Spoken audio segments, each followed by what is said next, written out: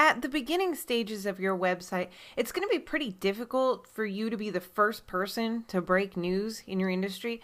Even big sites like TechCrunch or Engadget or Mashable have a tough time being the first to actually report news in the industry. So that's not something that you could expect from yourself right in the beginning.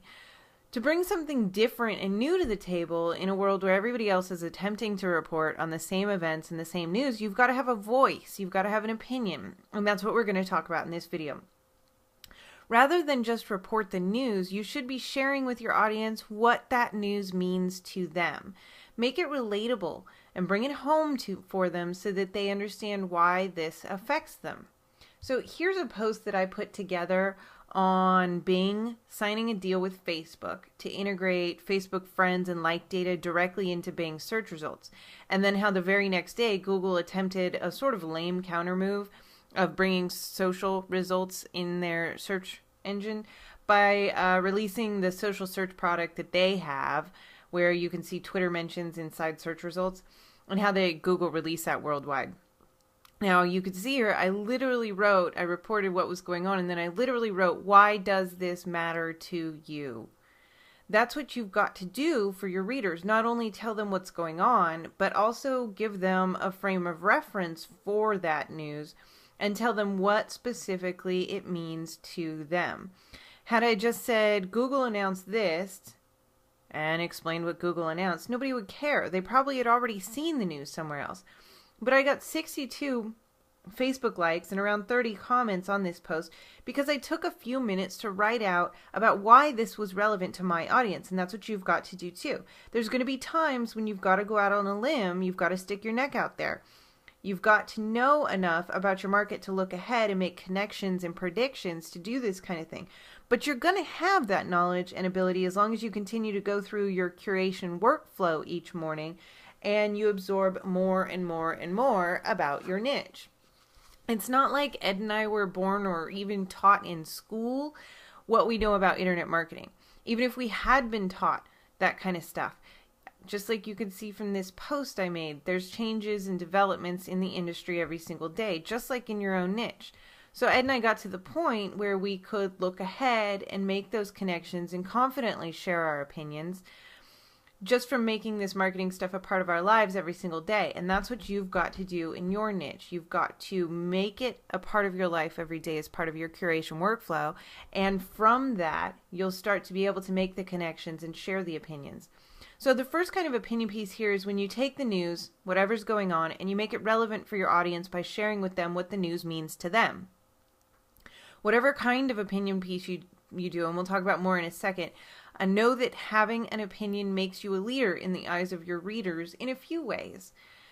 So when there's news and you post a bit on it, making it relevant to your readers, it lets them know that yes, you are on trend, you're keeping up to date, and you've got your finger on the pulse of the marketplace. They've got to know that about you to respect you as the leader in your niche. Publishing an opinion piece is also a little bit brave. It's a little bit daring. People are afraid to be wrong. By having an opinion, any opinion, you're always risking somebody disagreeing with you, and you're also showing your readers that you're secure enough in your position.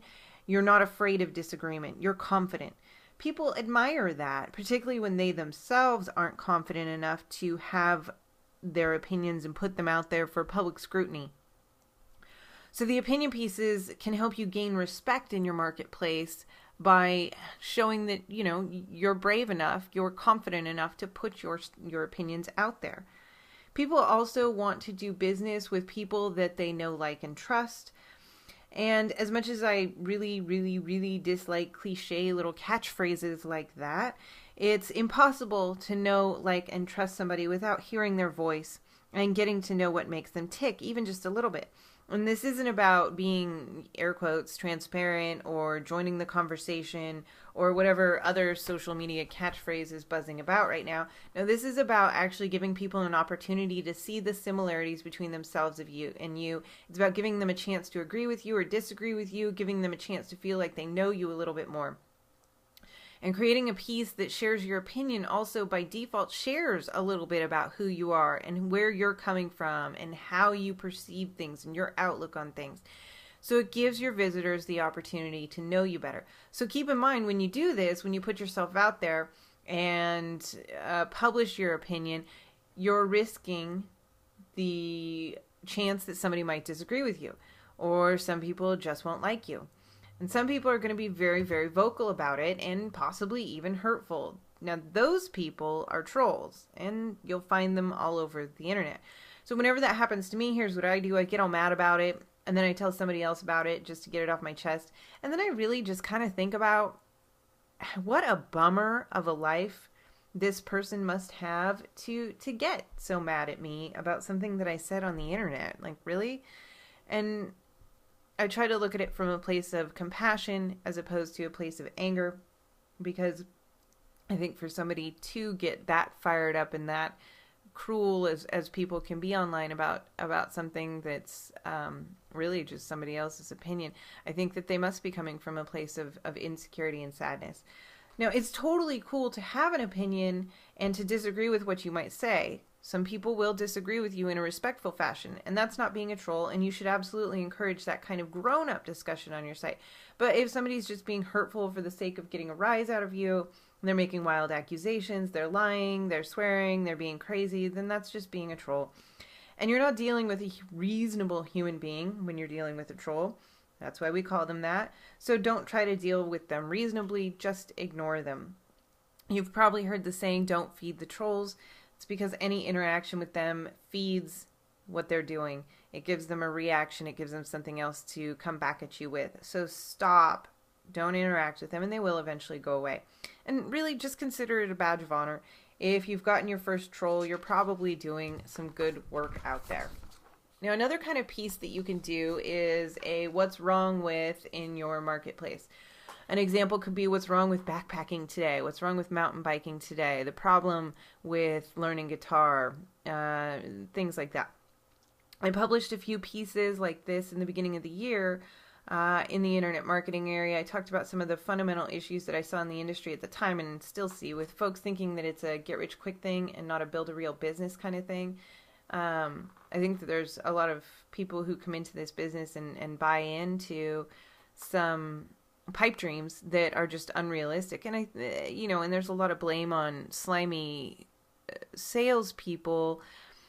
But I don't think that anybody honestly really believes that if you push a button on a piece of software, you're going to then get a bunch of money in your bank account. So, the folks selling push button answers to internet marketing aren't in the right, certainly. But I think that the customers who buy them are not in the right either and aren't being honest with themselves. So anyway, I published a bunch of pieces about that sort of thing. And since you're a part of Always Be Shipping, I know that isn't the case with you, thankfully. But just like translating what the news in your market means to your specific audience, identifying what the problems are in your marketplace is something you'll be able to do as you absorb more and more about your niche and through your daily curation workflow. Also keep in mind that when you're doing this kind of piece, you'll likely elicit a lot of discussion, which is good, but some folks might see themselves in what you're writing and they might get offended and they might never come back. But those who do agree with you are stronger subscribers, readers, and prospects than they were before, so it's worth it.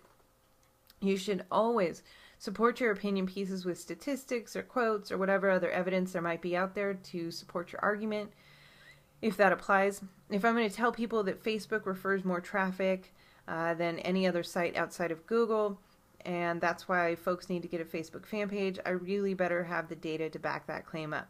I keep a notebook in my Evernote account. You could see it here. It's where I collect the stats and quotes that I think I might want to use in the future.